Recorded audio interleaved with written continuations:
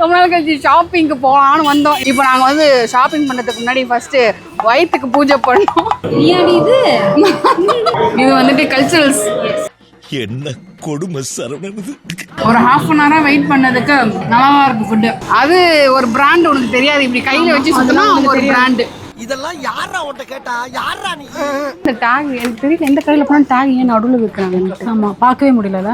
பதில் தெரியாதவங்க கேள்வி கேட்டா கூட தேடி பூச்சி ஏதாவது தப்பாவது பதில் சொல்லுவான். எனக்கு கேள்வியே தெரியாதே.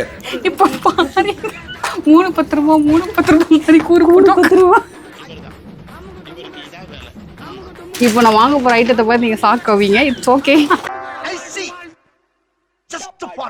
பேசாம அந்த அங்கிள் கிட்ட நான் அப்பவே பைக்ல ஏறி உக்காந்து போயிட்டு இருக்கணும். ட்ரிபிள்ஸ் போயிருக்கலாம். பாருங்க, இந்த மாதிரி டொக்கு சந்துலாம் போறோம். பயமா இருக்கு. உள்ள யாராச்சும் கத்திய வச்சு நின்று இருந்தாங்கன்னா கத்தவும் முடியாது, ஓடவும் முடியாது, ஒளியவும் முடியாது.